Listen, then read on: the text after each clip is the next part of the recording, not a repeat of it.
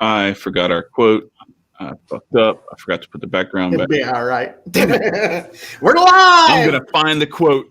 We're alive, people. What's cracking? Lovely people. I'm blaming Nicco. Oh yeah, Nicco. we're gonna use the cop out now. Oh, we're using the cop out now. Oh, okay, I see how we play. I'm just doing that because you said to do it. I'm only doing that. Yeah, sure enough, he's blaming Nicco. Listen, ladies and gentlemen. If we boxing today. No, definitely not. All right, so it is the dawning of the age of Aquarian Anarchy. Welcome to the first day of Aquarius, ladies and gentlemen. It was my birthday yesterday. I'm the day before Aquarius. I'm a last day Capricorn. My due date is the 22nd though. So like I should be an Aquarius. I was meant to be an Aquarius. I was a little impatient. I just want to remind everybody, like, share, subscribe. 2 shares to speed the spread. Don't ever forget that. We want to speed the spread of this podcast. And also go to our Patreon. Go down there, check it out. One of those levels. I'm hearing an echo. I think it might be. Shit, let me get out of this thing over here. Shit. Hey, it's better than them clips now. Damn, man. It was that. All right. So, yeah, we got rid of the clipping, it sounds like. So that's good. But we want you to go down, check out Become an Anarch. We have a great chat going on Telegram. As long as Telegram lasts, right? We have some alternatives. The next 10 minutes, at least. Yeah, we have some alternatives planned in case Telegram craps out on us. But for the time being, anyway, Telegram is where the Anarch chat resides. But gentlemen, how was your day? How was your? It was interesting. Yeah. Go ahead, Nicco. I ain't do shit. Look. I read a book. I read a few books, actually. That's good. It's one is. I read a little bit from this. Mayat, Comedic Socialism Exposes the Diabolical System of Global European Imperialism. Read up on that. Then I read up a little bit. No, I don't got to that. It was on Santeria. Marcus, you put me on that book, but my ADHD be raging, and I'm not even I don't even have it diagnosed in me, but I just be all over the place. So I did some reading, some meditating, and then some viewing. I thought we were going to have Hotep, Black Mountain Hotep.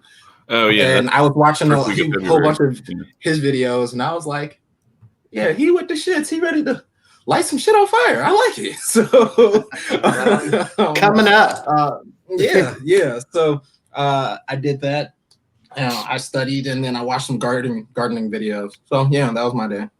Right on. Yeah, I worked and did all that shit and looked at the dumb shit going on in Washington, D.C. today. And if you have not been proven how dumb the state is, look, I think that Sherry Voluntary said it best. She's got the picture of like all the soldiers lined up, and it said, "Aren't you glad we got rid of the fascists?"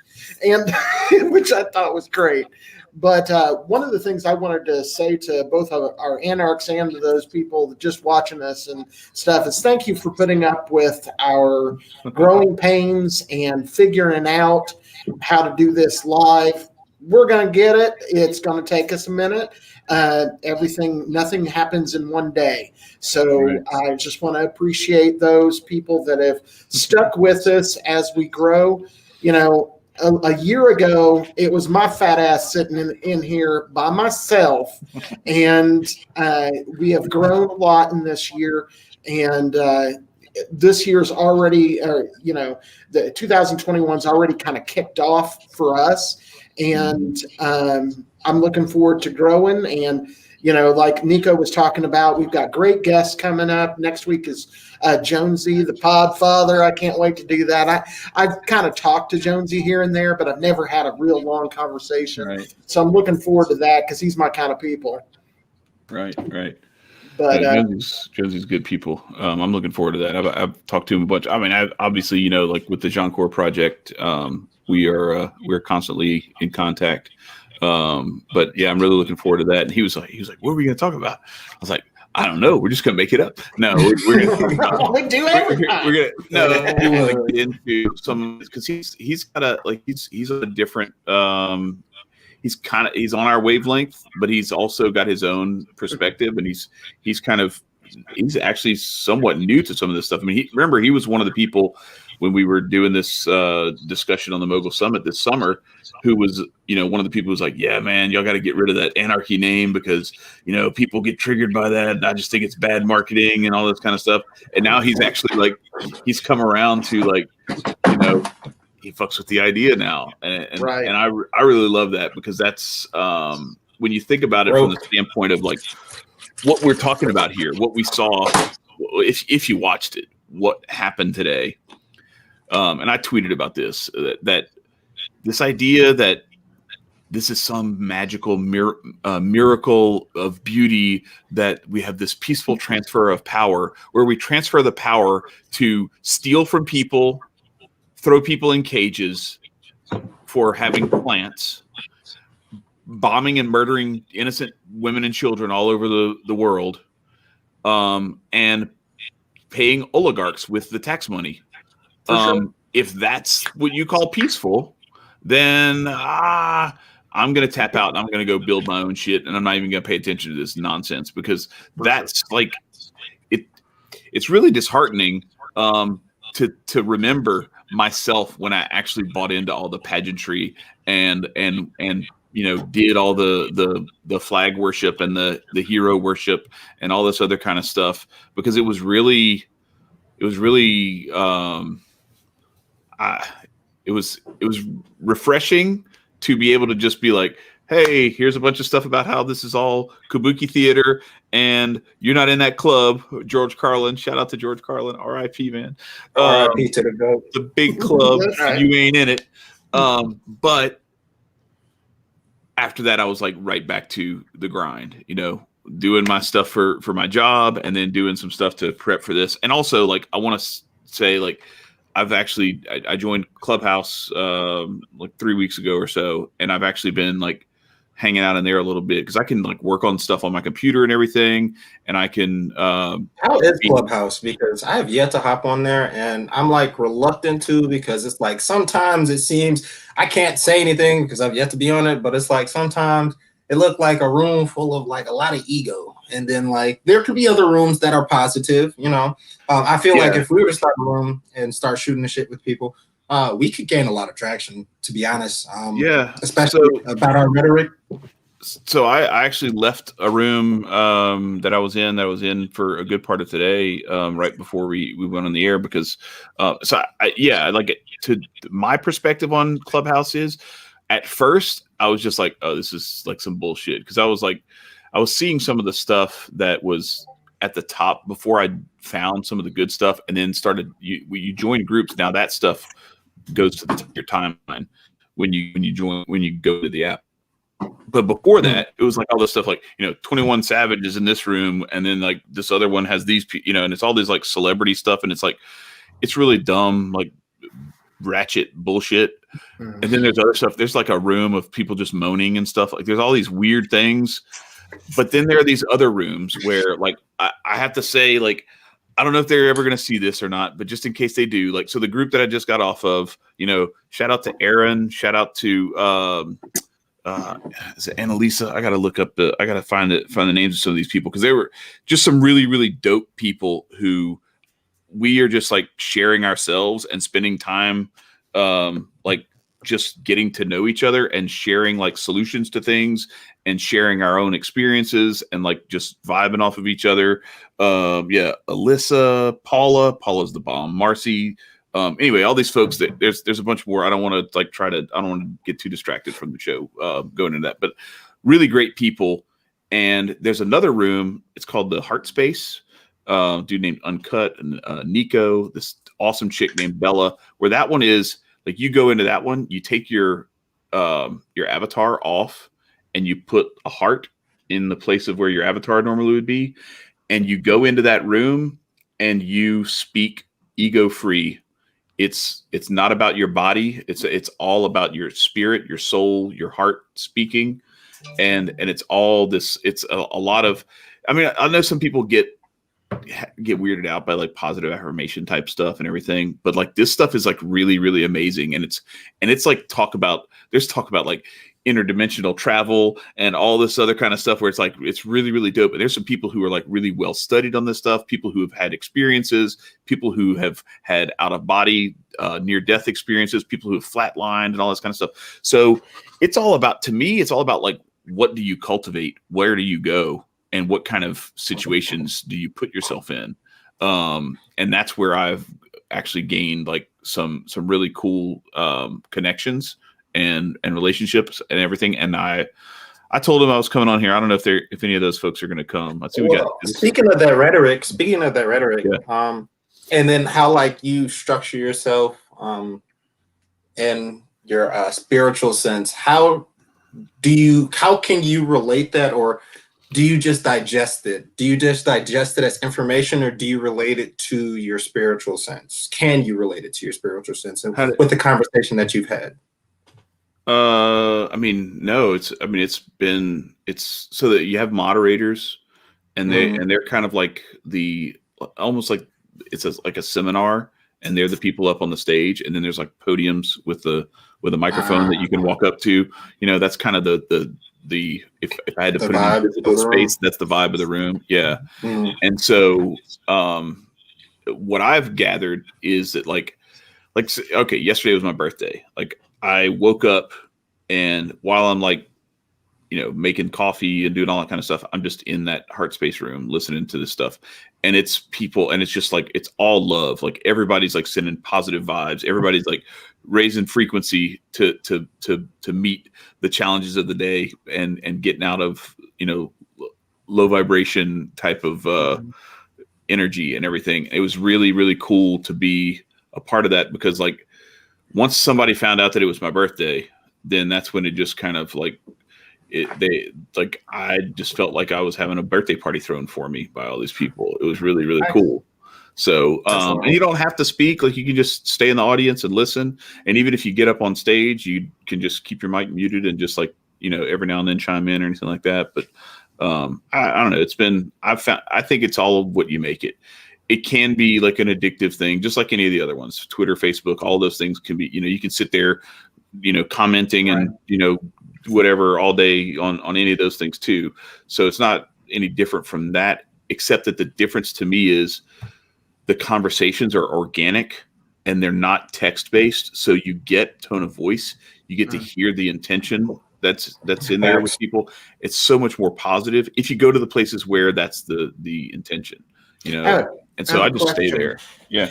You had mentioned in the Telegram chat that that it might be just Apple. Is it available for Android? As of right now, it's just iPhone. Okay, well I'm fucked. For now, that's goofy. That's funny, but goofy. They're rolling it out. I think they were beta testing it, and then they just kind of like they're slow rolling it.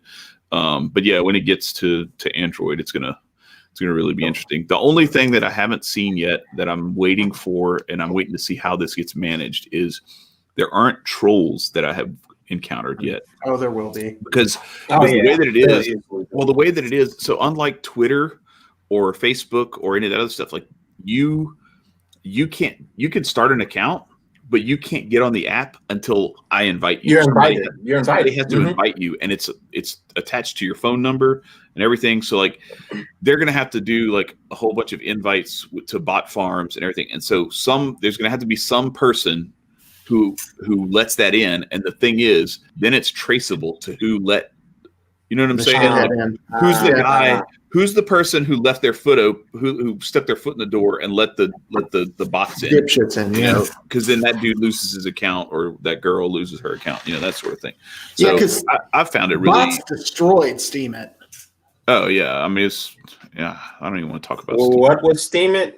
Look, I'm young. Steemit was a really cool blog platform where you could actually earn money based on how Crypto. good and how well, cryptocurrency. Oh, so it was a crypto based. But it was like, so like, imagine if Twitter, if you got paid by how many like likes and retweets and stuff you got. Oh, you know what? We did talk about. You got money taken away if you got negative comments. Like that. It was like that, except they had these bots that what they would do is if somebody didn't like you, they could just make it to everything that you posted automatically zeroed.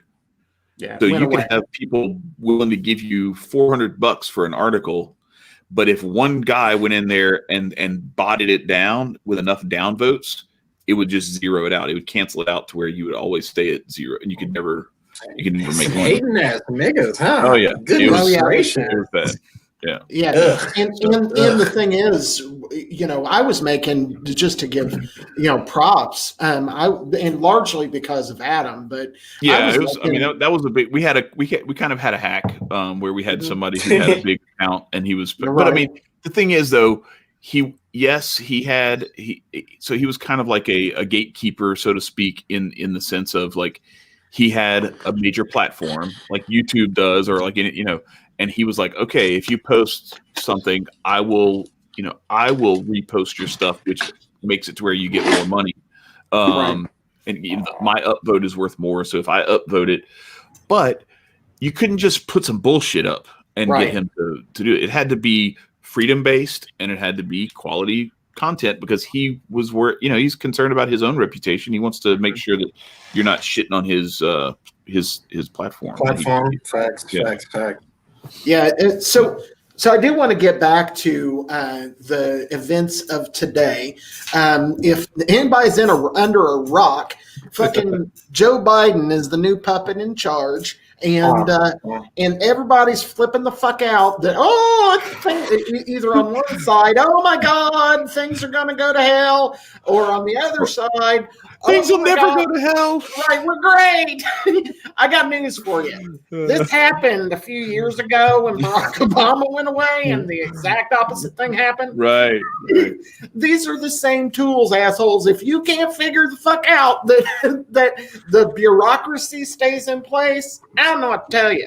All they're doing right now is show and tell so that they can start rolling out whatever fuckery they're about to unleash on the American people. Have the American people not realized like we live in like the biggest world stage yet? Like with all the shit and the drama that happens, and then like we're like, oh my goodness, that's a coincidence, huh? Okay, right. And then you like really find out like, nah. Stage. Oh, somebody planned that stage. I'm like listening to the Black Mountain Hotep interview. He was explaining how the marches and his little group they got co-opted. Things get co-opted from every angle too. That was the thing. Every angle. Yeah, that was crazy. Did you see it, Marcus? I haven't seen it yet. On my agenda, but I haven't had the chance. It's crazy, and like so he details all this stuff. But like basically, they were helping to organize some of the stuff that was pushing back when George Floyd, but then also Elijah McClain, because that was a big one. Like Elijah McClain, I don't know what the fuck they were thinking, but like he's like I don't know if he was autistic or something, but he had something. That case, yeah. And they just jammed. What did they juice him up? He was walking home. And then they put him. They gave him or something, or they gave him some kind of I don't remember what it was, but yeah. So what happened was, you had BLM kind of attached themselves to what they were doing, even though they were not. Like he was out there like working and trying and helping to convert like a lot of the people out there away from like this socialist mindset and into more of a like, no, like we have to take ownership and we have to build our own stuff, and we have to recognize these things and how they're going to try and use us and not get used. And then here comes some of these, leftist groups, and the other one was a PLS or something. shit, I can't remember. Oh yeah, it's PLS. It was PLS or PLP or whatever. It's a socialist group that came in, and so what was crazy is, so you've got like black people marching for something, and then these like white socialists liberals come in. Yeah, white liberals, white socialists. But even he was talking even about like your run of the mill white liberals were actually like starting to get what they were talking about. Some of the reading that they they were breaking down, walking around with like down, and they were like, yeah, you know what? I think you might have something here. So they're going through all that stuff. Well, they have that on that side. Then on the other side, you've got like the MAGA crowd that gets they've got like actual like white supremacists who are infiltrating them, and they're starting to say things. So you had like all this different stuff. So then what happened is, and so then Trey and them are out there actually working to do the real work. And then on the one hand, you had Black Lives Matter saying, look at the work we're doing. And he's like, this isn't y'all, this is us, you know? Right. And then on the other hand, you had the MAGA people saying like, look at Black Lives Matter. And it's, you know, and they're trying to attach them to all the fires and riots and all this other kind of stuff. And he's actually trying to help. And anyway, it's a really good, you have to hear like his whole, the stories he told are from a firsthand perspective are damn, they're jaw dropping. Right. And we'll, just so everyone knows, he'll be visiting Aquarian Anarchy at the first in a couple of weeks. First Wednesday in February. And but you know, this is what they do. This whole thing is distraction. I want to do a shout out to the Corbett Report. If anyone gets a chance to go watch James Corbett's coverage of the media over the past year, holy shit. He just rips them apart. I really think that what he talks about is absolutely true. And to Rita's point, yes, every time they try to co-opt a peaceful protest, for sure. And we saw that all last year with the different protests going on for all of the police actions. But I want to specifically deal with him and what he was talking about, because what we're getting in all of these divide and conquer ideas, we're getting from the media. And the media, one of the things he says towards the end of the show is turn your goddamn news off. Turn it off. Turn off the news. Because, you know, and this is me, this isn't him. But for me, would you listen to Hitler's propagandists I mean, really, would you listen? Are you going to, the minister? That's hilarious. Right. Are you going to listen to the minister of propaganda in Iraq when America was invaded? Baghdad Bob or whatever. Right. Yeah. They were telling them propaganda. We're going to be victorious. Are you so agitated? How do people not pay attention? Yeah, our media is no different than those propagandists. There is no difference. If they tell you the truth, and that's a huge if they tell you the truth, that truth is so that they can have a narrative. So that's one of the beauties of what we're doing and what so many people like Hotep Jesus, like Adam, Kokesh, like, you know, Jonesy, like all of these people who are giving you the truth. I'm not lying to your ass. You may disagree with me. You may find things that I say that you're like, I don't know about all that. That I get that. I'm an anarch. I don't believe in government at all, and I understand that. But I'm telling you the truth as I see it. Now, does that mean that you completely ignore everything that's said? Hell no. You want to know what the masses are being driven towards. But turn your nightly news off, because every goddamn bit of that is designed to drive the masses towards attacking each other instead of the people, stealing from them, murdering them, and enslaving them.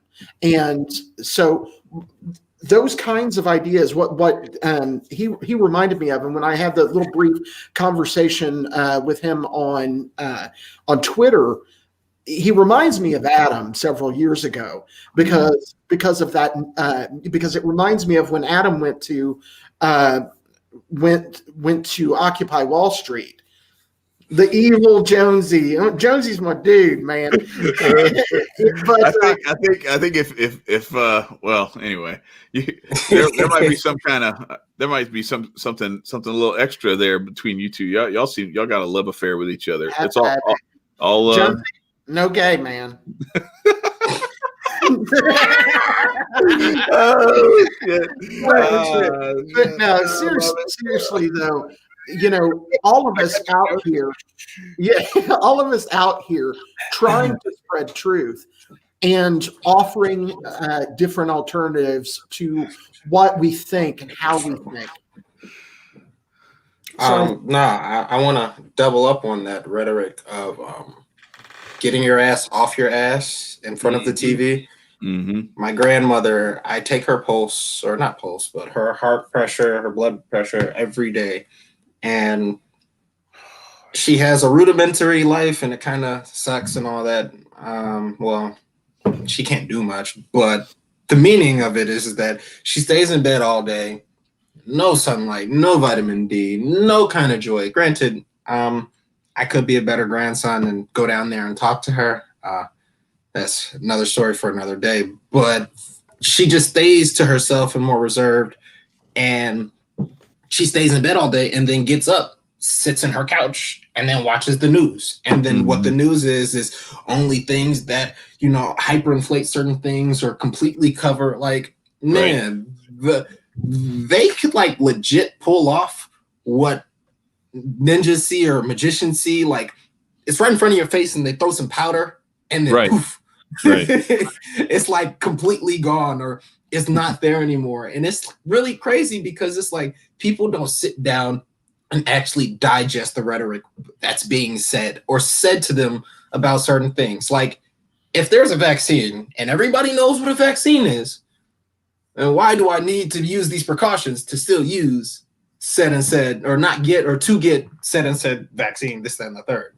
It's like the common sense radar has like ticked down just a little bit, and I'm just it sucks. It's annoying. It's genuinely annoying. Well, I think it's on purpose too. The idea, purpose, right? My wife and I talk about this pretty frequently. My opinion is that they want to keep how many people are creatively thinking down. They want that as low as possible. Because the problem with creative thinking in their world is that if someone is coming up with their own ideas, they're not enslaved to whatever narrative they're putting out. Yeah, and that's actually like a good. It's funny we were talking about Clubhouse and everything, but that's like some of our conversations that we were having today and the last couple is about that. And actually, like the clip that I pulled of George Carlin had some of that same stuff too, where he's actually talking about like they don't want thinkers, they don't want creative people, they want people just smart enough to know how to run the machines, but just dumb enough that they'll follow all the orders and won't think for themselves. And that's, unfortunately, that's where we have a lot of this stuff. And look, I'll even count myself among that group because I've only just now, in the last 3 years, started to like try to build my way out of the 9 to 5, the it's not even really 9 to 5. It's like, I'm traveling all over the place and doing all this stuff for this job where I'm not in charge. I don't own anything. I'm just, doing what I'm doing for someone else, and I'm beholden to them for what comes of that. And it can suck for a long time. It sucked the life out of me. I mean, I was to the point where like it was all I could do to like get to where I was going, do the stuff that I needed to do for the day, and then get back to the hotel and I don't know, veg out on some Netflix series or a movie or a couple of movies or something like that. I was in full on consumer mode, and I had to, and I was even already an anarchist at that point, but I was still like caught in this daily motion, this rat race Right. mentality that I couldn't see a way out. And I was just like, well, as long as I can help to teach my kids the stuff that will help them not go through this, it'll be okay. And then it was about 3 years ago, I said, fuck that shit. That's not enough. I have to lead by example that this shit that I've been doing is not enough and is not my destiny. I'm going to reach for my destiny. I'm going to go back into my passions. I'm going to go back into the things that make me come alive. And that's what there's this old minister named Howard Thurman. And that's one of the things that he says. He said, don't ask what the world needs. Ask yourself what makes you come alive, because what the world needs is more people who have come alive. And ever since I read that, I was like, let's fucking go. And, for sure. And here we are. Facts. Absolutely. And you're absolutely right, man. That driving your passion, you know, and becoming your own person. And you know, I still do the 9 to 5, you know, it's actually 8 to 5, but you know, I still do the 9. Right. I still do the 9 to 5 job. You got to mix in that hour lunch where you can watch Walking Dead, right? Right. Well, Walking Dead. I finished Walking Dead. Finished the whole series. Yeah, it's gone. Oh god. So now I'm watching on my lunch hour. I'm watching a HBO show because I got HBO. By the way, Nicco. HBO. Yeah. Checked out Lovecraft Country. Already, yes, sir. Yes, sir. Yeah, I'm actually about to it. rewatch it. I'm about to rewatch that and then go through all of like the little symbolisms they try to hide in it. Right, man, life is filled with it. But go ahead. But no, but yeah, I still do that, and because I have to pay the bills, and at this point, I've not built enough to do that. But I'll tell you what. Things are starting to move. And one of the things that's different is that I shifted my focus back to the shit that's important. My family, my friends, the freedom movement, my spirituality. I've shifted back to doing that. And you know what? God provides. Things are starting to move in a better direction. Mm-hmm. Yeah. Actually, as of recently, as of that conjunction that just happened, everybody got slapped with make it or you don't. It's like everybody has legit, after the new year, the bullshit new year we celebrate, it's like everybody got hit with like, everybody personally to me got hit with like 100 different challenges. And those different challenges are your inner self you got to work with, the external self you got to work with, the people that you still got to work with. And it's all coming to like a mold of, are you really for the shit? And the shit being life, because you can easily just let your inner demons, your inner shadow work and all that just consume you. And that's why I've actually had to take off all my social media and everything. I've deleted everything of this moment because I needed to focus on myself, my family, and you know, the first nature things. Yeah, right. Life, the first nature things. And we aren't allowed that. We aren't allowed that. And I was telling my friend this the other day, me and my boy were chopping, is that we aren't allowed not just our personality. Well, we aren't allowed life. You are allowed the bunny hole that is life, but you aren't allowed life outside of it. You know, you got to travel through that tunnel that is told, okay, well, this is how you dig that tunnel. Well, what's outside? No. Keep your ass on this tunnel. Keep digging, keep digging, keep digging.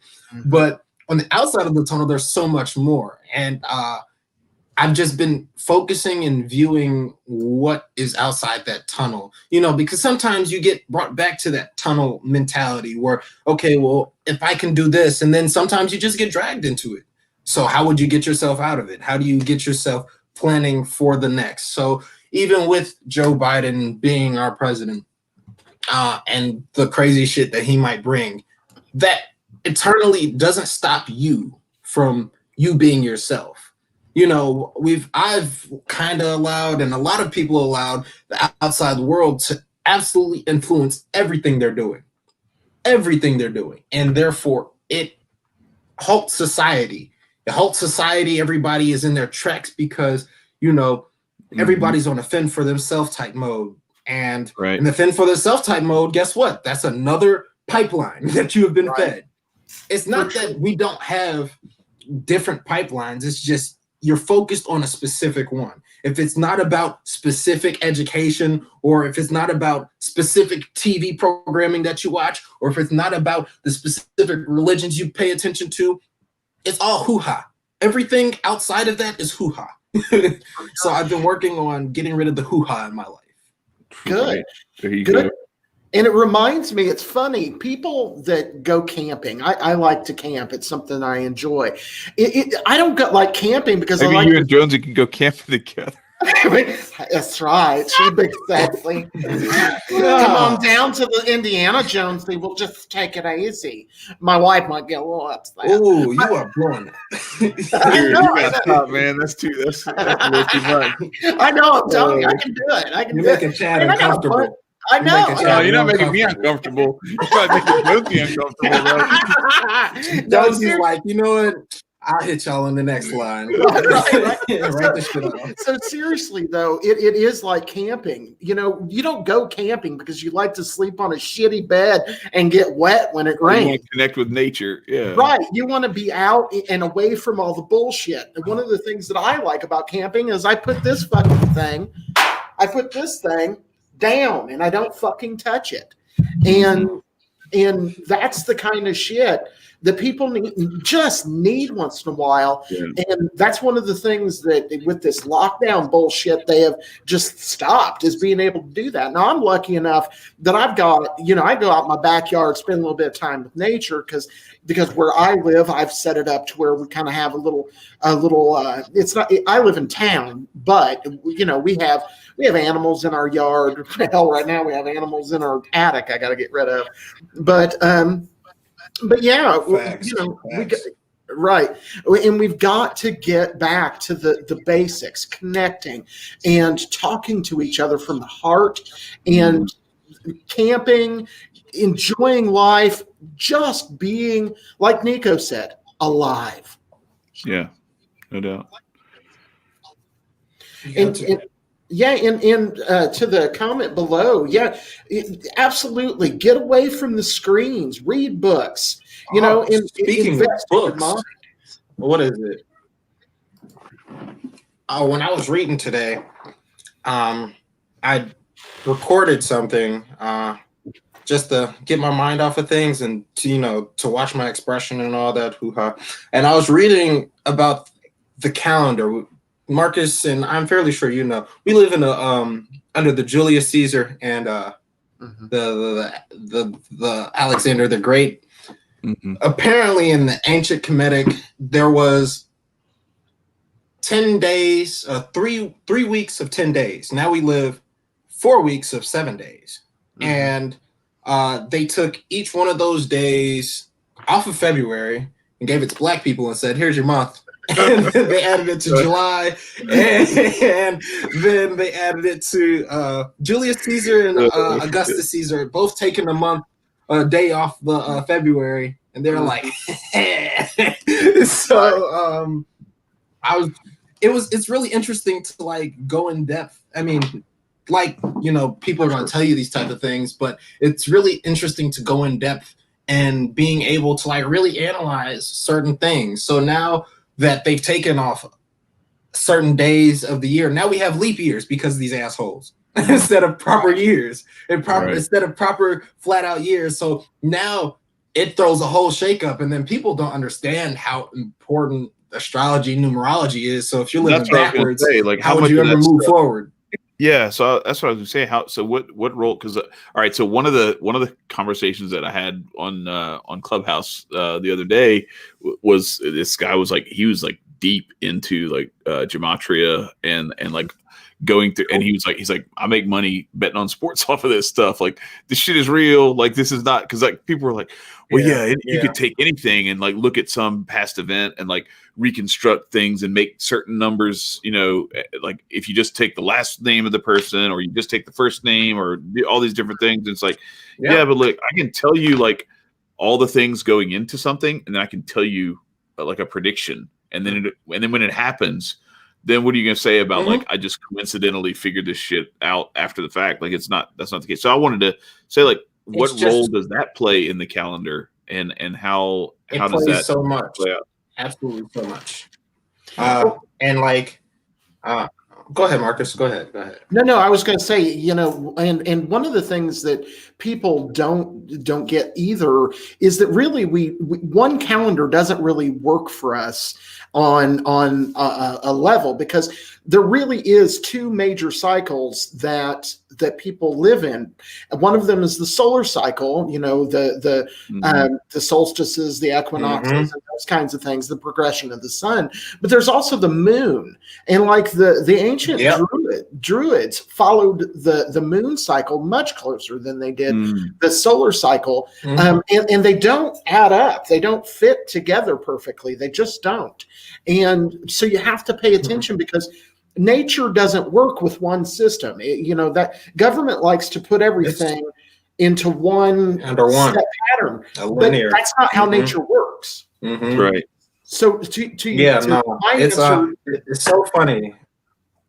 I was in the shower having a great shower thought, and it also stated in the book. What we do is we tend to say technology is technology and keep it separate from nature.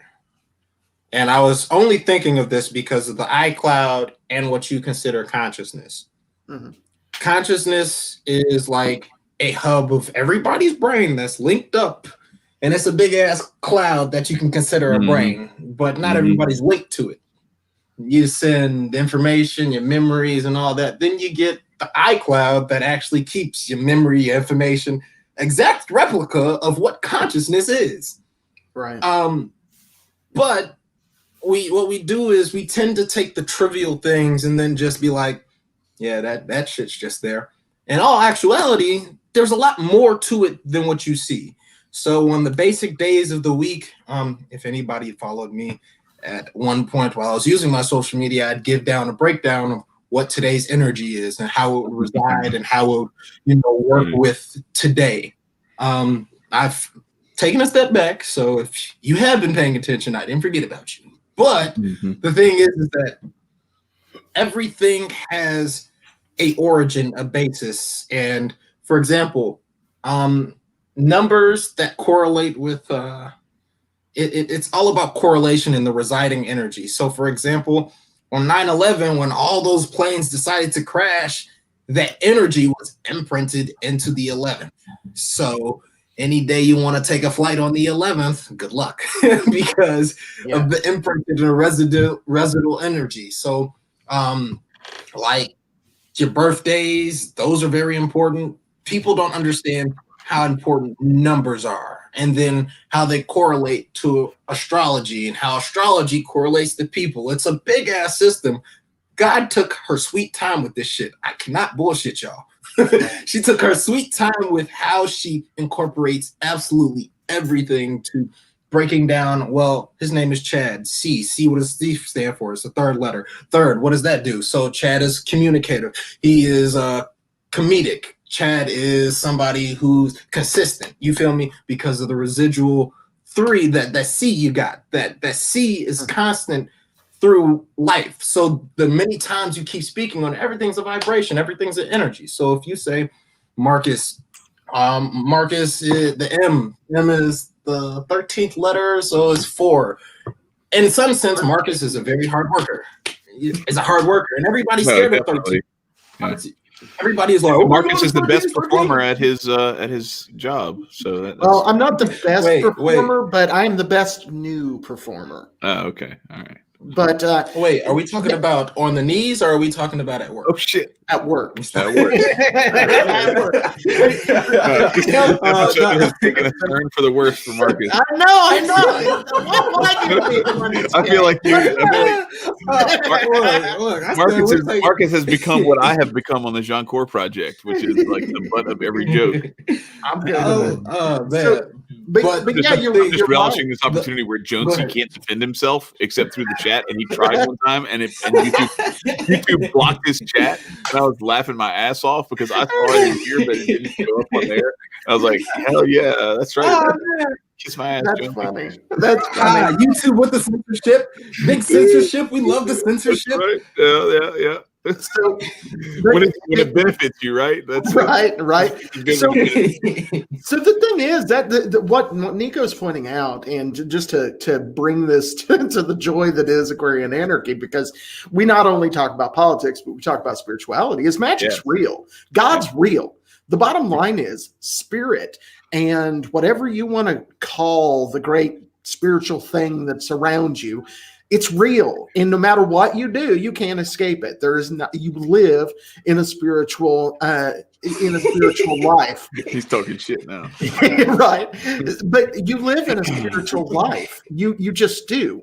Dion Fortune said that we are just inhabiting machines ran by spirit. And that's absolutely true.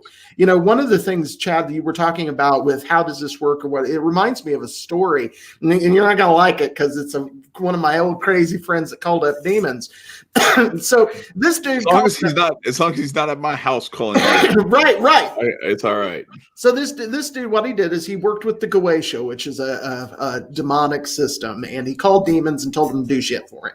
So long story short, he is getting a divorce, and he goes into divorce court, and he's since called a demon to handle his shit, and so he goes into the divorce court, and the judge is like, well, I don't remember, let's not use his name, but he said, so-and-so, you got a choice. You can either, I can choose who is going to be the judge that's going to preside over your divorce, and this guy is a known occultist,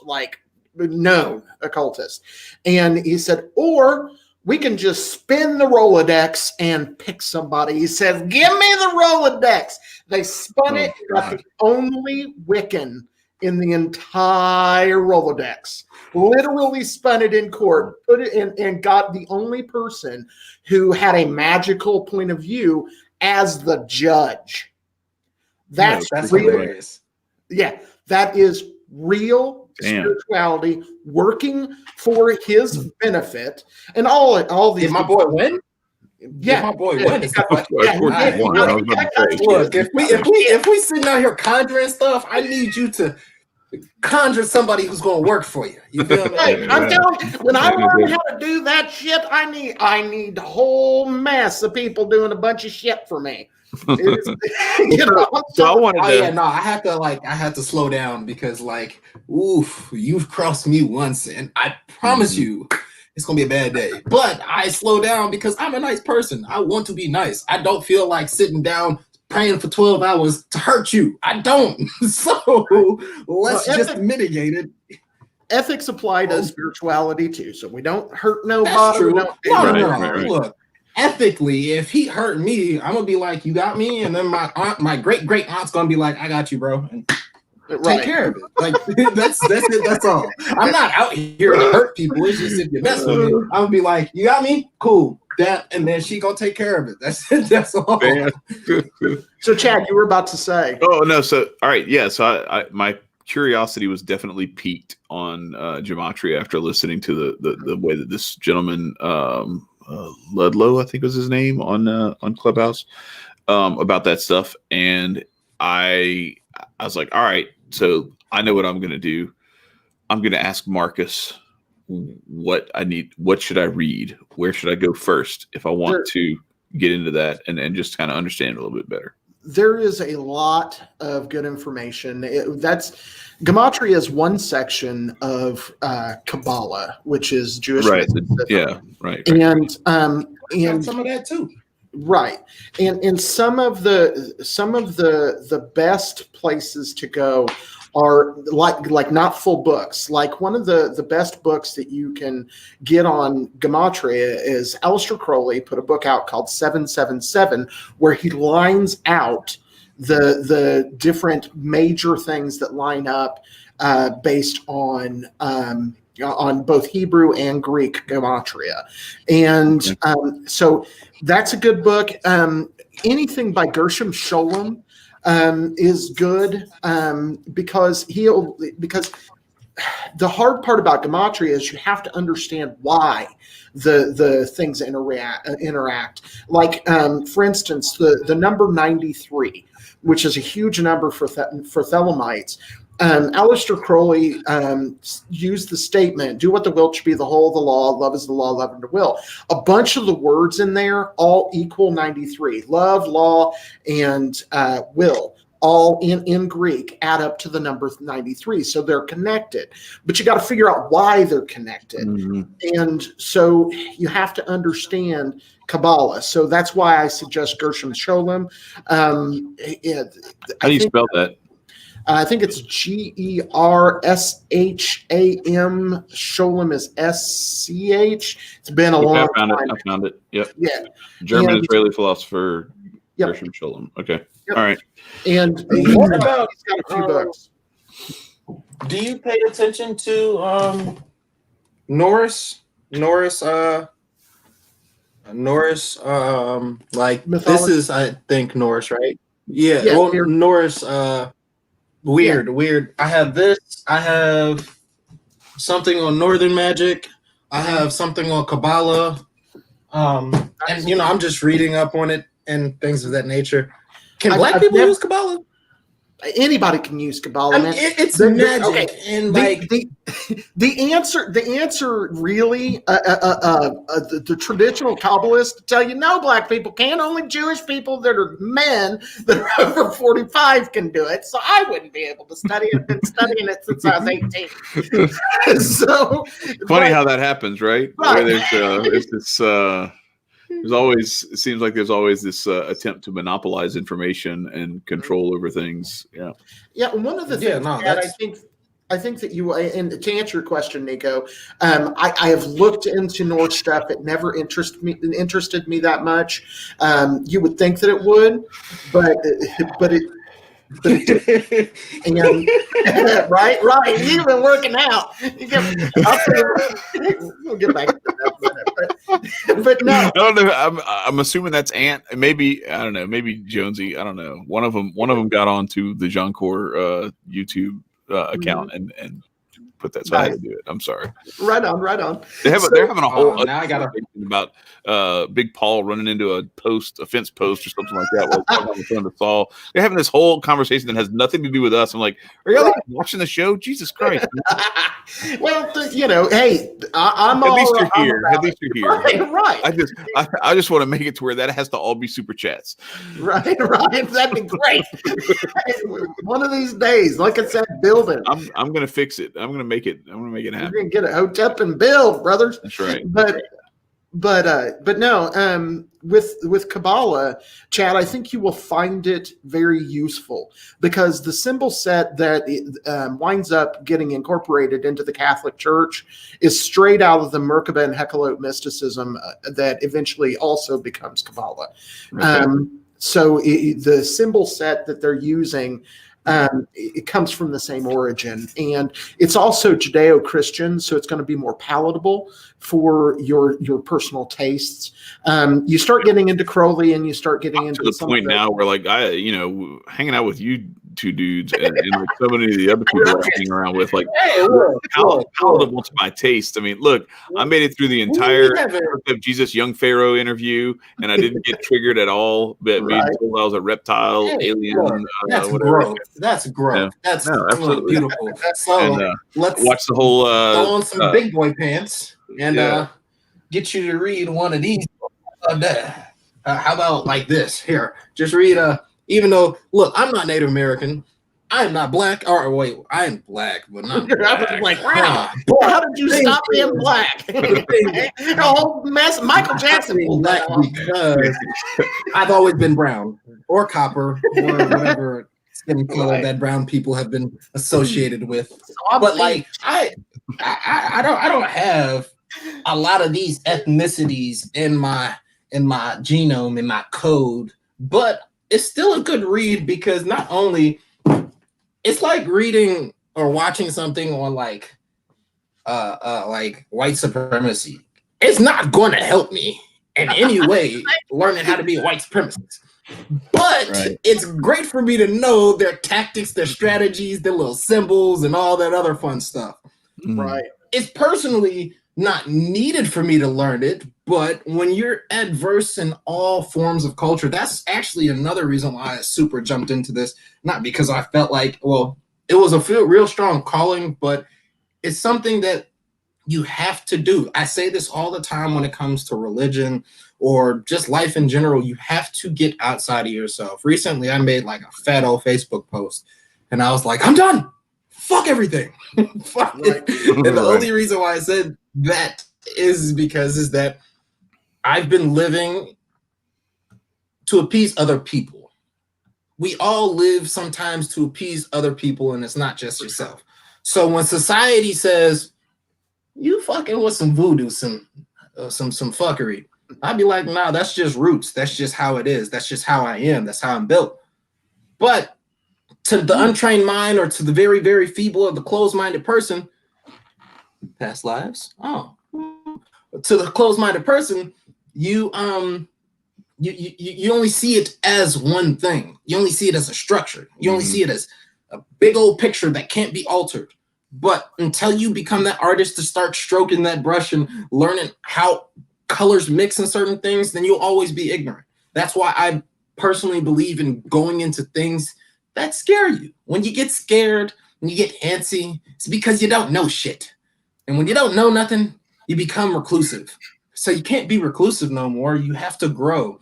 So, I mean, I would love to learn some more fallacies about my black people that white people created. Not y'all, those other guys. But I would love to learn all the BS. I would love to learn the BS that you guys put so that when I analyze it with the real things, I could be like, oh, you guys derived it from this. Oh, you derived it from that. Right. No, that's good. That's good. Yeah, learn it. It's like learning roots of language and stuff like that, where a word came from, gives you a lot more meaning for what that word really means. So what was really funny is Saul said, I'm going to get to Paul's question in just a second, but Saul said, he said, Marcus in his occult talk, I have to sleep tonight. LOL, I'm kind of scared. And then right as we're reading that, Nicco says, if you're scared, you know shit. And so shut up. Hey, no disrespect, Saul. No disrespect. No disrespect. No disrespect. All right, but so I want a great segue though, because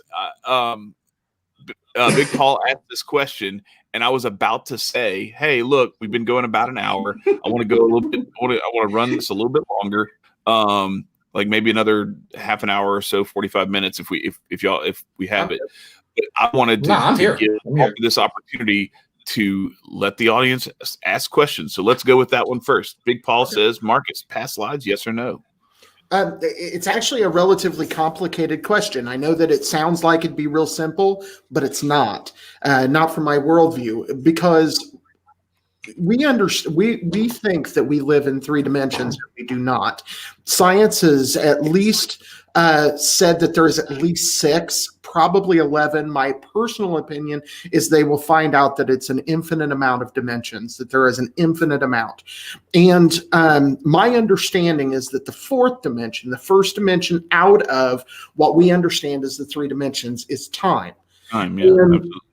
Right. And so the answer is sort of, because I don't believe that who I am ends. And because I believe that I'm not a 3-dimensional being. I am at least a 6-dimensional being. And if that's true, then I exist from the beginning of time to the end of time. And this is just the amount of time that Marcus, as I am now, is incarnated at. Incarnation shows up. Correct. Yeah. My personal opinion is that I do believe in reincarnation to an extent. I believe that God is the culmination of all things that are. And so therefore, he incarnates himself. So I'm God. Chad's God.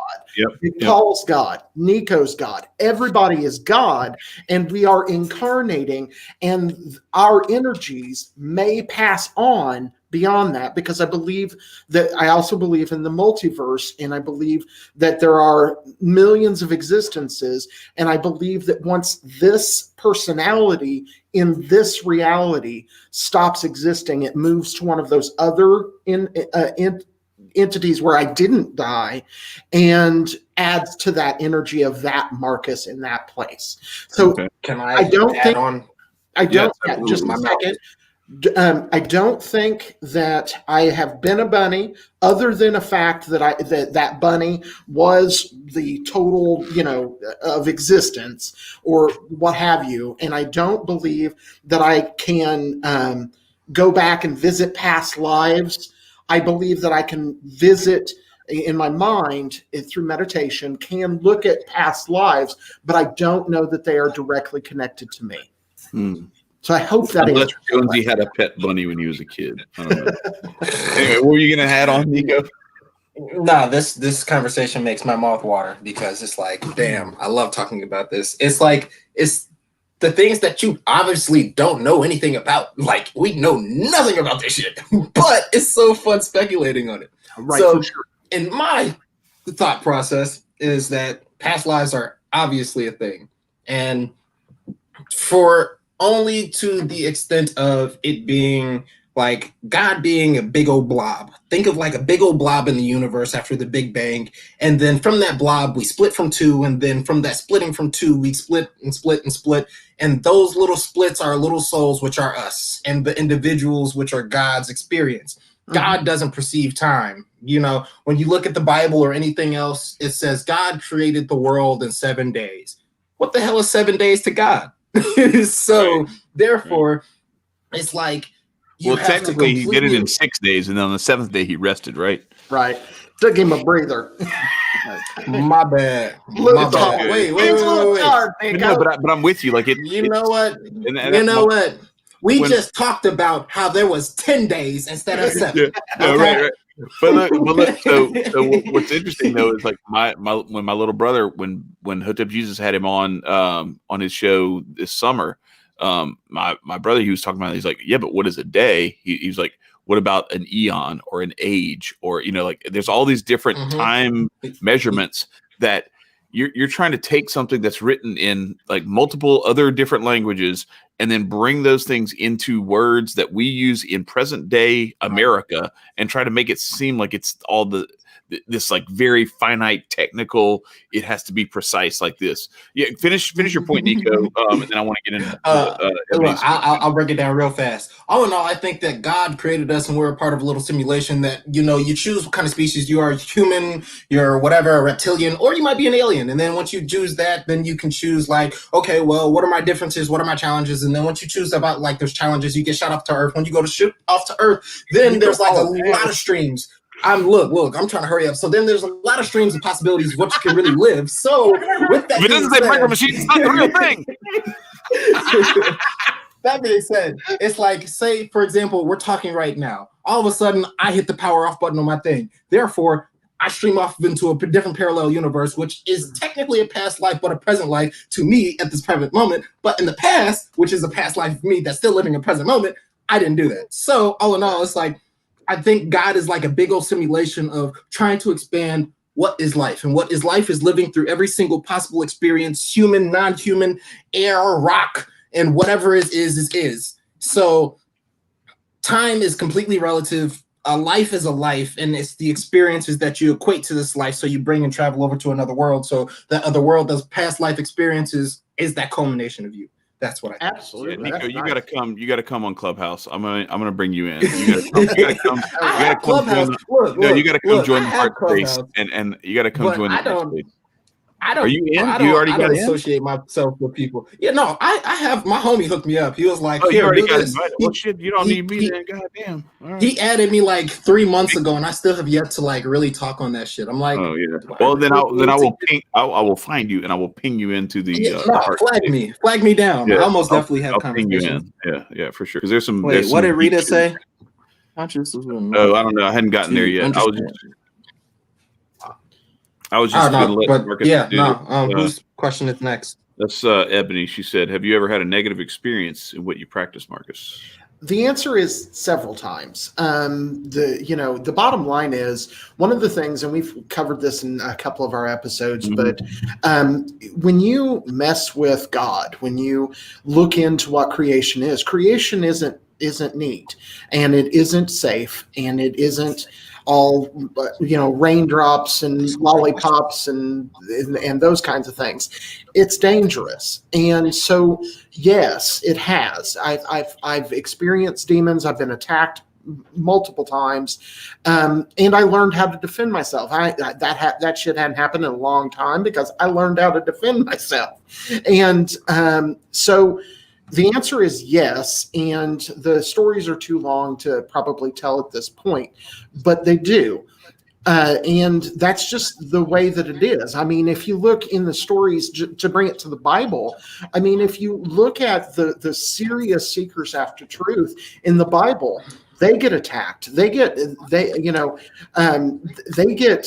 challenged by God.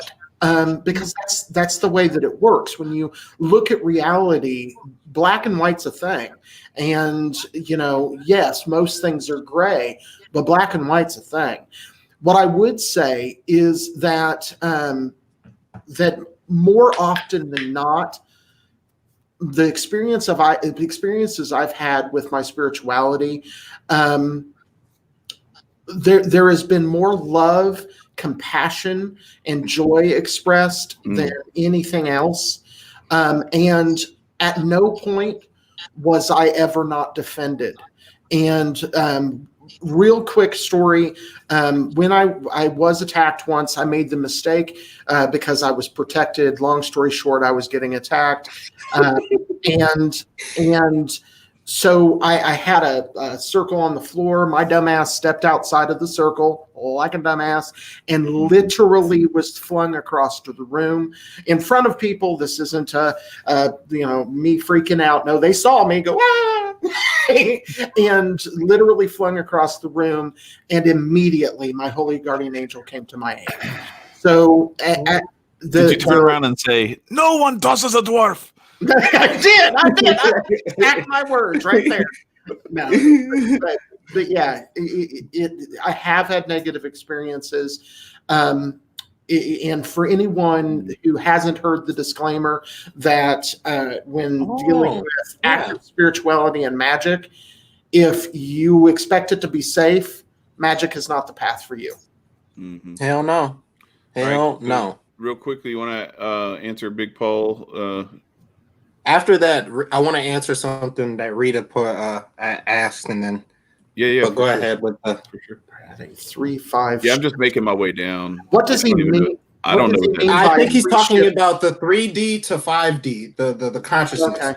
All right. Yeah. That may be, and I like the Celestine prophecy. People get all freaked out, but I really do think that because they think it's all new agey and it's just a fiction book and this and that. I don't care. I can find truth anywhere, and I think that we are evolving as a species towards being able to understand more of those dimensions. And I think we're getting further and further into the fourth dimension that I mentioned earlier with time. So I do think that we are about to make a change. And he may also be talking about, and this can be seen through the evolution. There's a interesting tool video that 46 and 2, I think, I don't remember. It's one of the tool videos that somebody analyzed talking about the evolution of the band. Yeah, the band. Tool. Oh, okay. And I can't remember the song, but I think it's 46 and 2 because it's about genetics. So I do think that we are evolving and moving to a new understanding in both physically and spiritually. All right. So was that the one that you were talking about, Nicco, that Rita asked, or was it a different one? No, yeah. That one. Heaven, technically, I would perceive it not as a. Well, yes, no, I would perceive heaven as a dimension. And then, can we pick our next dimension? I personally feel as if once you die and you ascend up to the upper half of whatever the upper half is to you, you basically meet the creator and everybody else up here, and you go through like a quick little a film scroller of your life and your decisions and how you could have been or where it could have gone, and you basically say, oh shit, I didn't learn this lesson.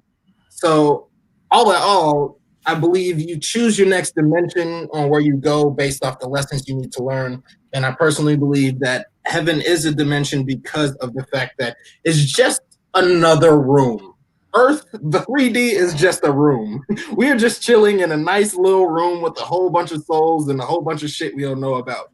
But the idea of just being another parallel that we can't see, it just basically makes you think of once you have all those life, I personally believe once you have all those life lessons and you are a whole soul, you are basically ascended to God, therefore you can live in nirvana, but you choose to come back because right now we are flesh, we are living beings, we feel things. We chose to come to this 3D to feel.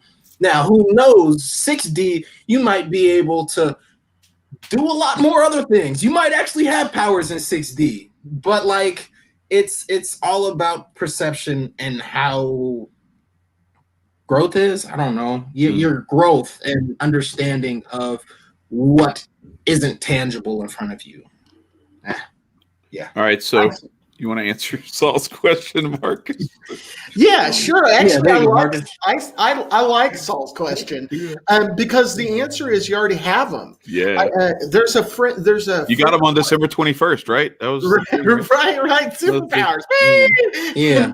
No, but I didn't tell you I could fly. Like I've been. Right. Yeah, I don't know. I want to talk to animals. I'm easy, but Dr. Doolittle. Right. Or Kevin James and the Zookeeper. Right. But I have a friend. His name's Lon Duquette, and if anybody's interested in spiritual subjects, he's a really good author.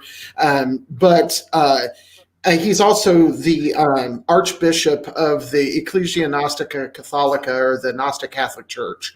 He and I were good friends for a while. I haven't talked to him in years, but he has a good quote. And when people try to compare, like, is magic and spirituality and God and religion, is it all in your head? Or is it, like psychologically, or is it like this real thing? I like Lon's explanation of that. He says, it is all in your head. You just don't know how big your head is. And to Saul's point, yes, one of the things, there's a angelic system of spirituality called Enochian, where you call an angel and you talk to him. It's something that I've worked with pretty extensively. And this wasn't something I was at, but they talked to a particular angel in that system. And they asked the angel, well, will we ever be able to walk on water, to create gold, to do those kinds of things?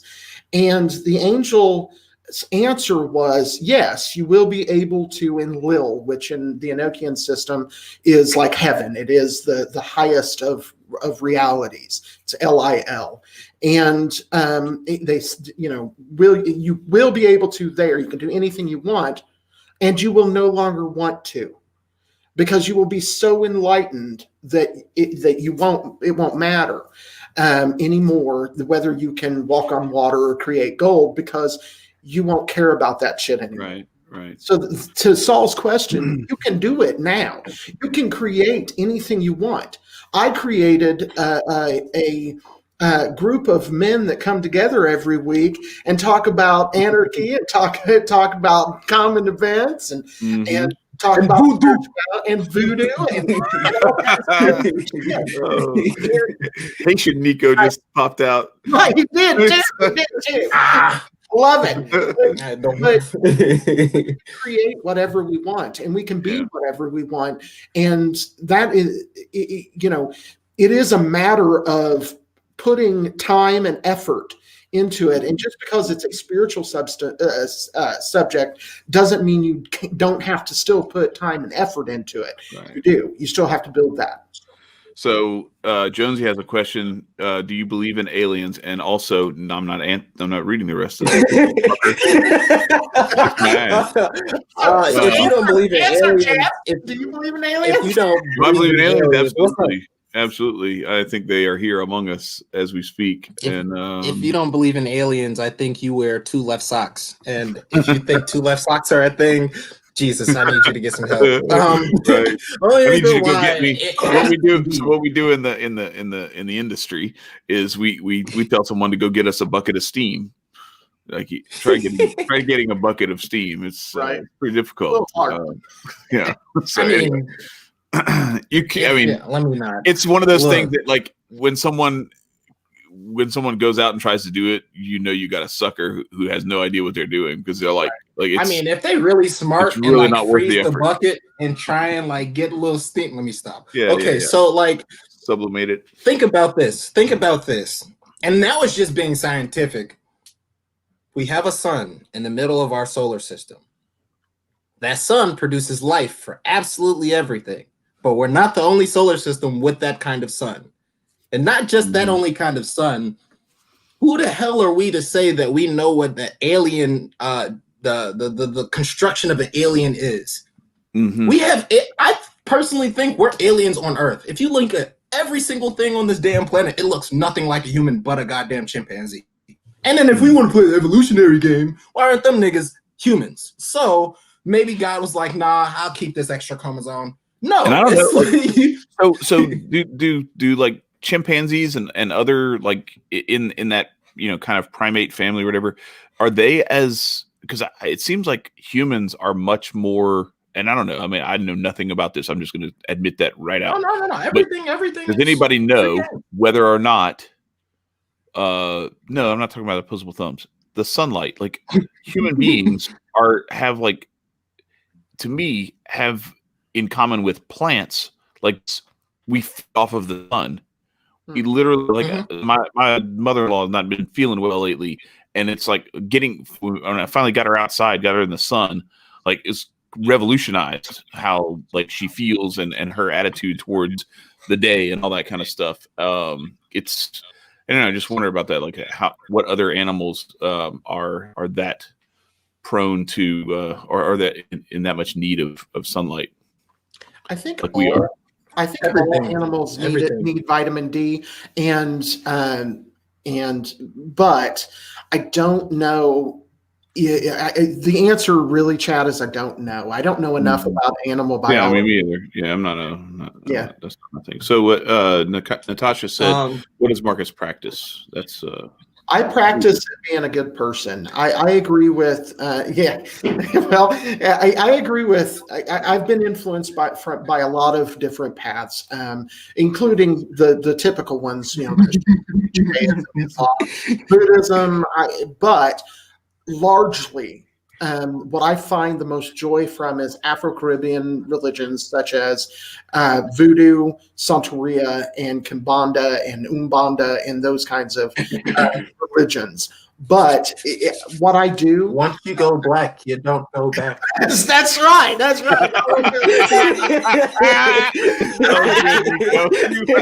You warmed up for it and everything, too. Oh, God damn, man. But yeah, for me, I agree with Thomas Paine, who in essence said that my religion is the world, my country is the world, and my religion is to do good. And Voltaire said something very similar. I think ultimately my belief system, I'm a deist. I believe there is a God. I'm not real sure how involved God is in the workings of creation, but he did create spirits that help us. Nicco, answer this Ebony question. What is? I just look. I saw it earlier, and I was like, I'm really hoping I don't have to expose how slow I am. But apparently, we're exposing how slow Nick is today. No, we're not going to get that. Paul said his superpower would be teleportation. His pull-up game would be savage. Like that. Well, I'm dude, if you could teleport that damn rig, man, golly, Oh, you get so much shit transported. My You don't have to worry about 14 hours or anything. Shit. For sure, my favorite superhero is Nightcrawler, man. That is my favorite no superhero. He's awesome and funny in the comics. Mm-hmm. So you got it, Nicco? Yeah, I'm not about to read all that. It was our Kemetic ancestors who introduced the calendar time to the world. 1 year equals 12 months. Each month contains 3 10-day weeks, with exactly 24 hours allotted to each day, with 5 days added to each or to the end of each year, representing either the 5 conceptual. I'm not about to read all that shit, but let's see. The Greeks and the Romans took turns plagiarizing the Kemetic calendar. The Julian calendar was formulated when Roman Emperor Julius Caesar in 52 BC, in his selfish European fashion, decided to rename the stolen Greek calendar month of Quintilis, supposedly the month of his birth. After that, July is called July after Julius Caesar, the successor of Alexander or Augustus Caesar, followed by what is that? Snatching another day from February, adding it to the former Greek month of Sextilis, which remaining in August. So, and it's so funny. My last name is Augustive, and I'm French. It's like a mix of French and all that. Yeah, in French it would be like Augustave. But like it's like Augustave and then Augustus. Like, how did that transfer and correlate? Like, do I got some like some rampant European down? I mean, obviously, but like, how far back for me to get this last name? Right. Well, but yeah. So I think that one of the kind of points, I think, to the days, times, is we focus too much on like, this is the week, it's Monday through Friday. That hasn't always been so.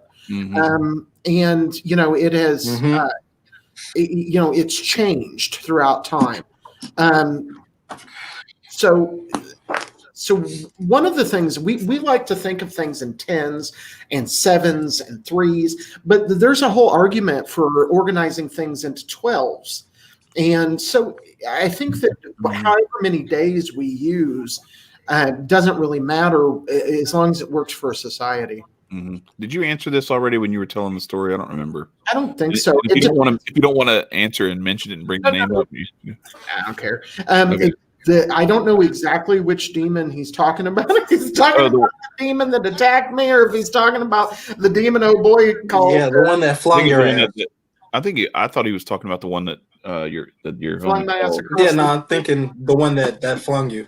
Yeah, the one that flung me was a servitor of the devil, Behemoth.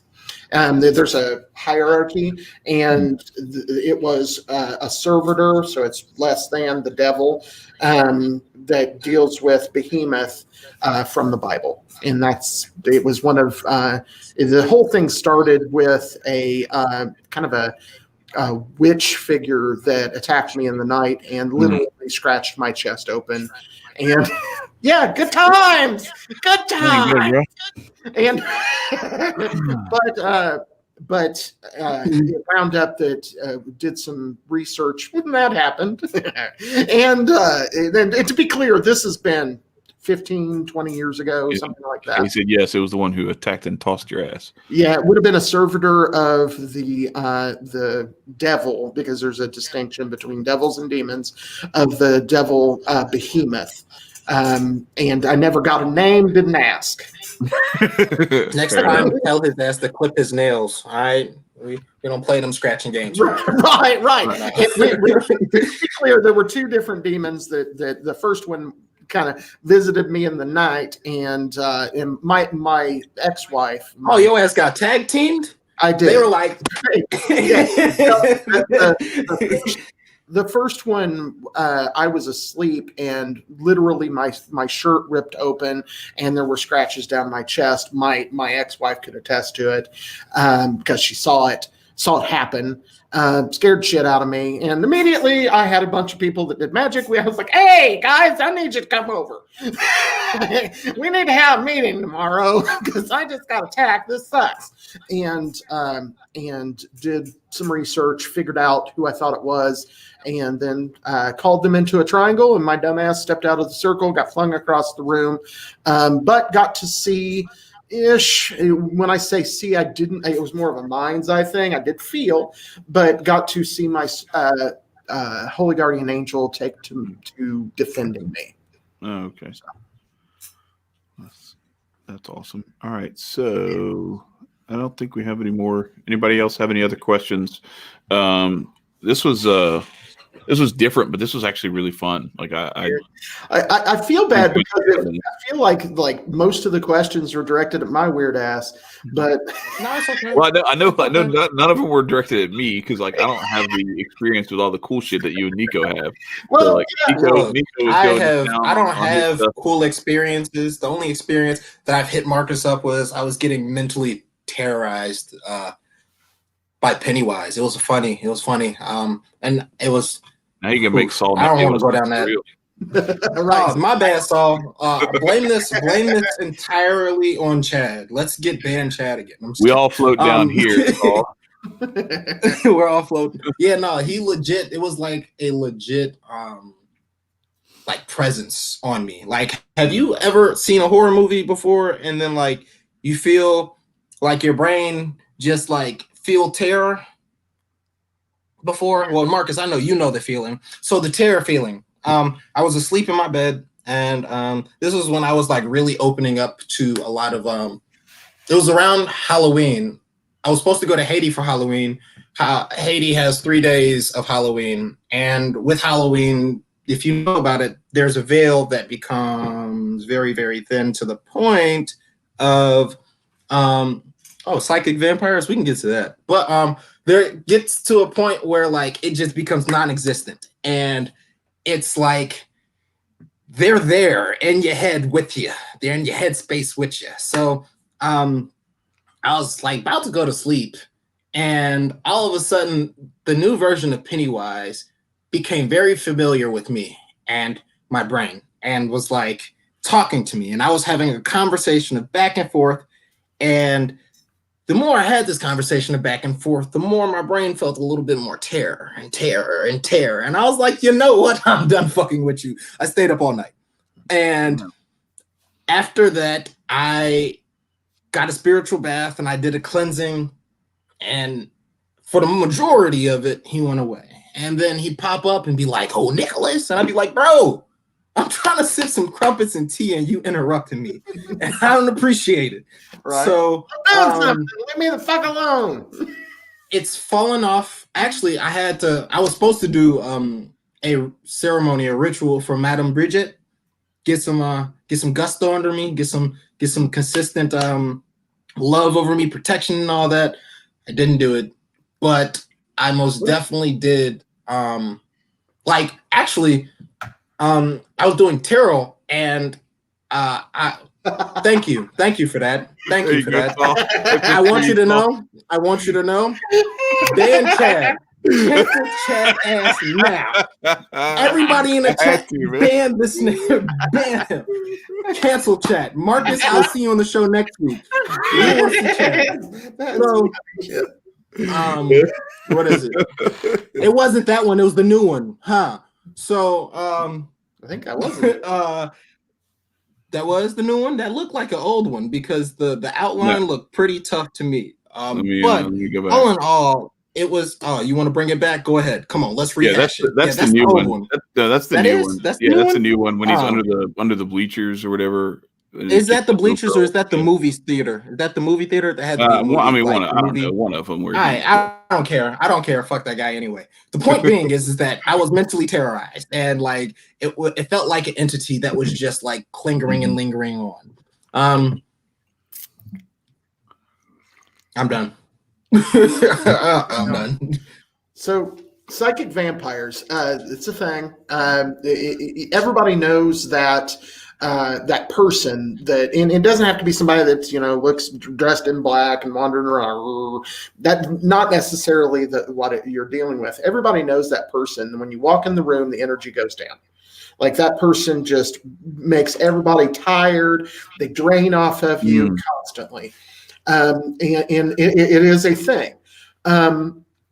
I don't face it much myself, and the reason is because most of, for those that have paid attention to this channel for a little while, my association within voodoo is with G'day, the god of death, and so my energy is actually a little different than most people's because of that death association. Very strongly associated with Azrael, the archangel of death, as well. One of these days, I've got a book written. I just have to get it edited and put out. I've got a book written on death magic and from a positive view.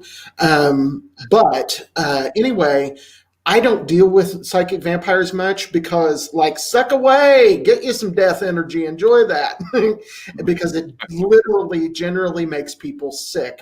We had a psychic vampire that was draining people at a job I worked. I worked at a factory-ish. It was a medical factory several years ago. It had to be, I don't know, maybe 20 years ago. And one of the employees there was a psychic vampire. And every time that he'd come around, everybody knew it. I mean, they knew this guy's going to drain us. We're going to be tired. Everybody's going to go to sleep. And it was third shift, so it sucked. And the guy had to work with me one night and wound up literally getting sick. And then every time he worked with me after that got sick. Right. Right. And so eventually he literally said, I don't want to work with Marcus. I don't know why. He was stealing your lunch out of the refrigerator and you were poisoning him the whole time. Right. Yeah. But the equivalent. I told him just point blank. I said, dude, you're draining everybody's energy. I put myself by you on purpose because I want you to stop doing that shit. And over time, he learned to not do it and wound up an okay person because of it. It is a phenomenon. There's another thing. Sorry, Saul, I'm about to ruin your night just a little bit more. There's something, it's like, everybody, if you've seen Dr. Sleep, you know where I'm going with this. If you haven't, go watch it. Don't go to sleep. But it's something called remote viewing, and there's something that, like, vampires like to do, and it's called, like, night remote viewing. So when you're in your sleep, and you're dreaming and you're minding your business and you feel like something watching you because something is watching your ass and you need to wake up. I'm just kidding. I mean, something can watch after you. Something can, like, legit just, like, peek in your dreams and be like, oh, so I can feed on this person. And so, like we were talking about, everything's based off energy. With that being said, we were talking about physical vampires and energy vampires. Physical vampires, they get their stuff from real blood, aka adrenochrome. We don't gotta go down there.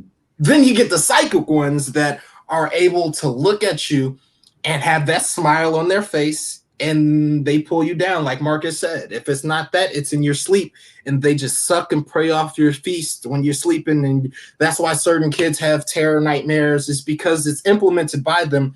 In the dream world, in the astral world, you can manipulate a lot of shit, like a lot. So if you're able to get to that point where you're able to manipulate other people's dreams and manipulate how they conceive things, then you can feast off them. So that's another one. That's why you always pray at night and put yourself in a little holy bubble. It helps. It helps. It works so much. No matter what your spirituality is, you're absolutely right, Nicco. Oh, hell yeah.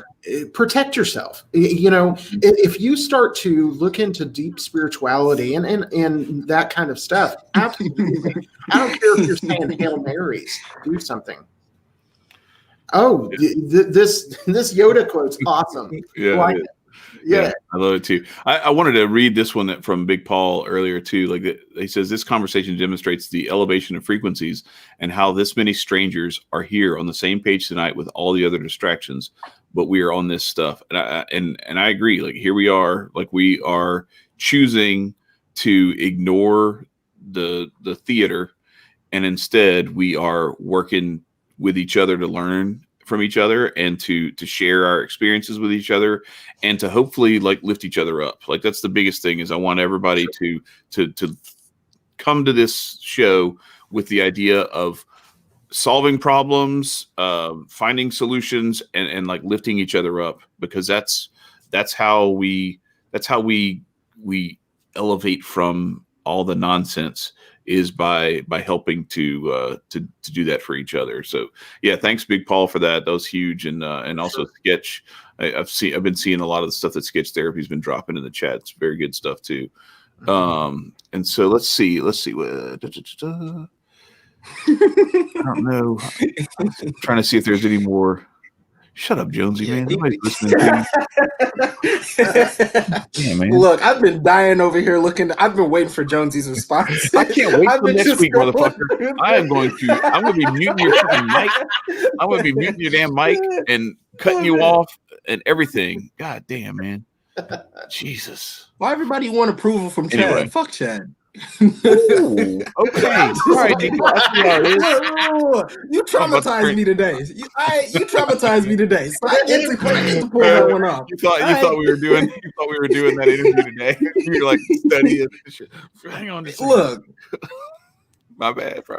I'm trying to be a better guest. I'm trying to be a better host. Look. Hey, look, man. Hey, you like I gotta tell you, you came through today, man. This was good stuff. It's because I don't have no expectations on me. When I place expectations on trying to speak to a guest, I can't be myself. Like having these conversations with you on this, I hate it so much. Like if you guys were able to like you might be seeing me at Marcus' crib in the next like year and a half or so, like pulling up like, hey Marcus, time to record. Because like I need a person's energy. I need a person's energy to like feed off of, not like a vampire, but like I know what you mean. It's the ebb and flow. And then this thing right here, just like yeah. So it's like you guys get it. I try. You're not draining them. Y'all are feeding off of each other, and y'all are both like improved as a result. Yeah, I get you for sure. So we probably ought to get it. It's been an hour and a half. We probably ought to start wrapping up. I want to thank everybody. I didn't actually intend on getting this to spiritual stuff. Oh, I did. I totally did. Right? Did you? I didn't. Dawning of the age of Aquarian Anarchy. Let's go. Let's do this shit. Yeah, absolutely. That was my intention, was to go there. Cool. Fuck all the politics shit, man. Right. I agree, because it's all nonsense. It is all illusion. And at the end of the day, I think Big Paul was absolutely right. We are a bunch of misfits. Everybody is. I get to be the elephant, or the polka dotted elephant from the Isle of Misfit Toys. And I think Chad's the cowboy riding the ostrich. What's Nicco? Which is he, the train with the square wheels?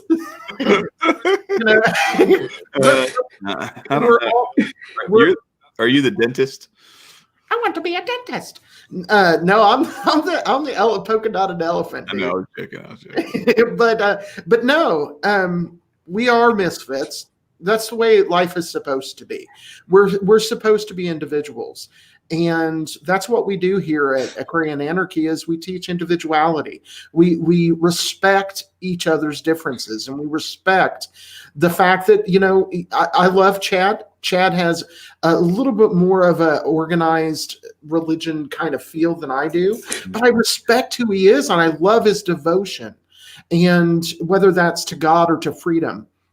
And I think that's wonderful. I love Nicco's passion and his youth and his ability to find those nuggets of truth and just sprinkle them out. Sometimes you have to follow the little trail to get there. Yeah, and I hate when I be pulling them out, I legit have to like reach in my brain sometimes.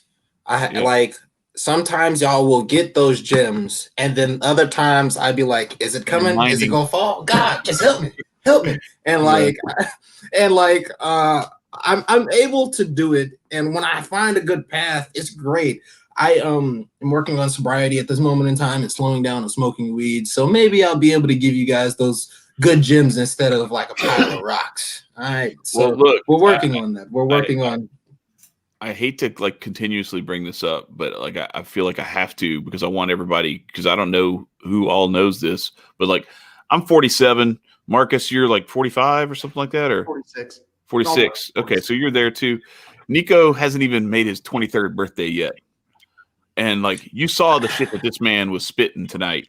So like this is there are many reasons why we saw Nicco as a very welcome addition to this broadcast, and that it's not just the youth, it's the perspective. Like he brings this perspective that I wish I had. Like I said, I wish I had, when I was half as old as I am today. I have the internet.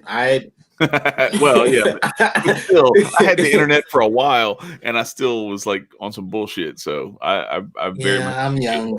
Yeah, I'm young. I'm with sketch therapy. Yeah. Billy X is So badass. yeah, so I was gonna say, so I left that up there on purpose because I want to close the show out with this, because it's a perfect. I'm so glad that Bill Hicks was brought up today, because it just reminds me of that skit that he did where he says, I think that every time a president is inaugurated, they walk him off into this smoky room, and there's all these big, bankers and oligarchs and, corporate heads and everything. And they're sitting in this room and they're smoking cigars and everything. And he sits down and they pull down a projector screen and they roll a clip, and it's film of the JFK assassination from an alternate angle that no one's ever seen before. And it's from the perspective of the shooter, and he says, after that clip plays, they turn the lights back on and they roll the screen back up and they say, any questions? And then he says, yeah, what's my agenda? So when you see something like what happened today, just remember, like, it's all a show, and we have our own show that we can put on that can counteract that stuff. And we are the answer to our problems. We are the solution to our problems, and we have to work together to build that. So that's what. For sure. I want to throw out this quote because it reminded me of it. It's William Shakespeare, although every time I use this quote, the band Rush goes through my head. But all the world shall be a stage, and we are merely players, performers and portrayers. And remember that quote, that yes, all the world is a stage, but all of us are the actors. That includes us. We get to narrate, guys. We get to make the choices. We get to choose freedom.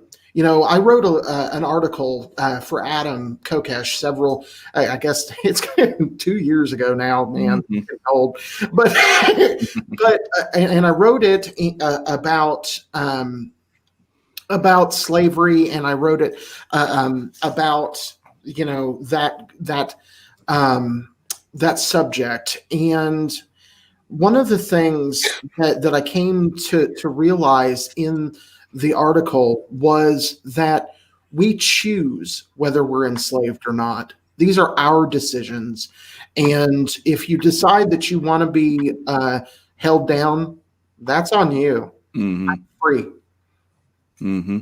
Yeah, absolutely. So one more reminder, everybody, if you haven't liked this show already, go ahead and like it while we're still here. Hit the subscribe button if you're not already subscribed, and I don't know why. And hit the little bell icon so you get the notifications, all that good stuff. And share 2 shares to speed the spread. You can even share the show after we end the live so that people can watch the playback. Also, go to the Patreon. Give us some money. Nicco, he hooked it up. He's on his computer today with his headphones. We coming up, baby. We coming up. You're coming up, baby. We're not done yet. We still got a whole lot of other stuff planned. So if you could throw us some support, help me get a backdrop. Help me get a backdrop. All of our, no joke, right? Yeah. So shout out to all of our actual current patrons. We got Daryl, Halima, Saul, who else we got? We got Free Jeezy, Brody.